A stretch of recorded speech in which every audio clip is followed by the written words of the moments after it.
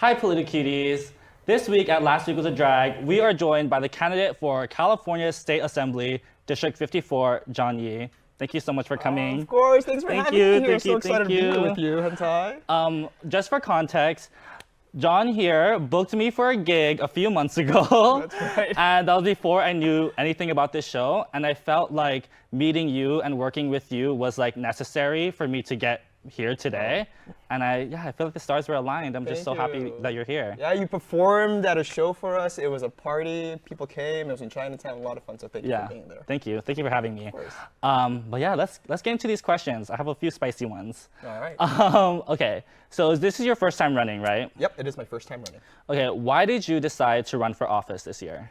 You know, I ran for office because of my grandfather. My grandfather passed away, but I lived with him probably around the last 5 years of his life. And really everything you're seeing that's going on in California manifested in his life. The lack of affordable housing. He literally would ping pong from one uncle's home to another uncle's home in Koreatown because we could not find him affordable senior housing specifically. Yeah. It's so expensive.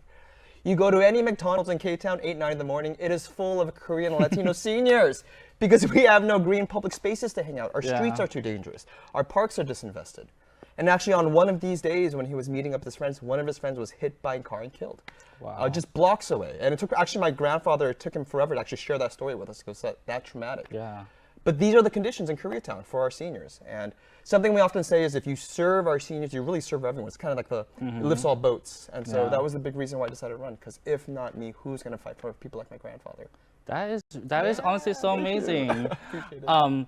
Yeah, I noticed that a lot with like seniors, even back in Hawaii. I mean, you know, in Asian culture, we really take care of our elders and people who took care of us our entire lives. So that's honestly, I didn't know that. That's really inspiring. Thank you. I mean, look, I'm a second generation kid of an immigrant. And so, I mean, you as well. Yeah. And so oftentimes I think second gen kid of immigrants, we have this context where we look at our community around us and we see like this is what was built by our parents, the generations before us. And so what is my responsibility for a place like Koreatown for the generation afterwards? Yeah. And so that's the sort of frame in which I see myself as a candidate. Yeah, I love that. Thank you. Okay, I want you to get shady, like right, truly. Why should your constituents vote for you and not the other candidate? Yeah, I mean, it's not shady at all. I mean, I think there's a very clear distinction of candidates in this race. First and foremost, we are running a completely clean money campaign. We don't take any oil gas money, no corporate PAC money.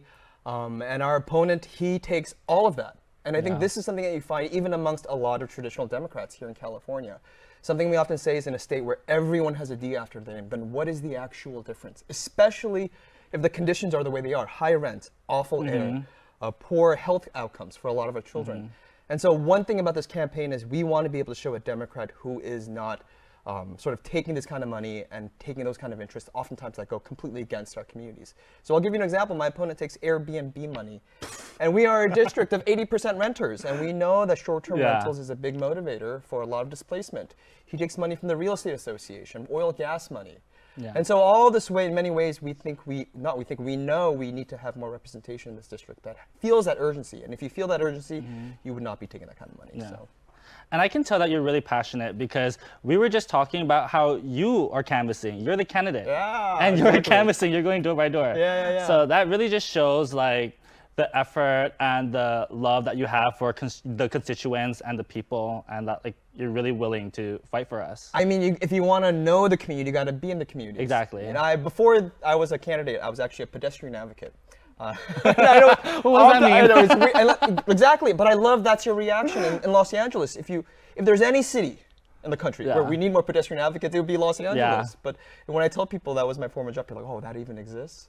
But in that space, I think a lot of the work that we did was about accessibility, about sidewalk issues. And so I think this is another area in our community that needs far, far more of that. Okay, speaking of the issues, you are elected into office, day one. What are you going to do? What is that one issue that you're going to champion that you want to get done in your first term? So this is the first bill I will put on the table. Okay. And I will tell you this, it is not going to pass because I know how controversial it is. Yeah. But I'm going to do it every single year. We need to make LA Metro an elected body.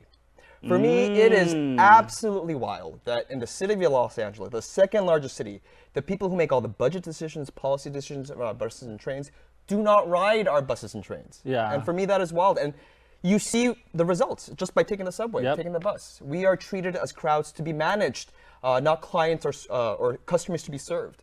So I think one way of changing that is really bringing actually bus riders into the decision-making table.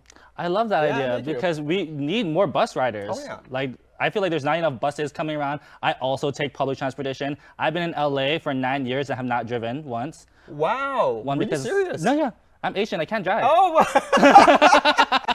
I shouldn't be on the road. And I'm a woman. No. Right. But no, seriously, I think that's a great idea. I love Yeah. that. I thought you were gonna say you're gonna make the buses free.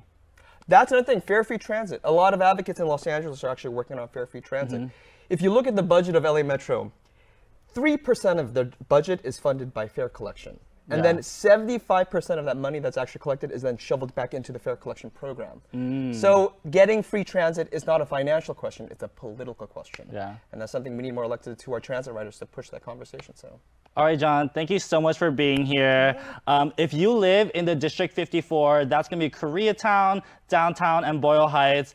Please consider voting for John Yee over here. He's an amazing candidate.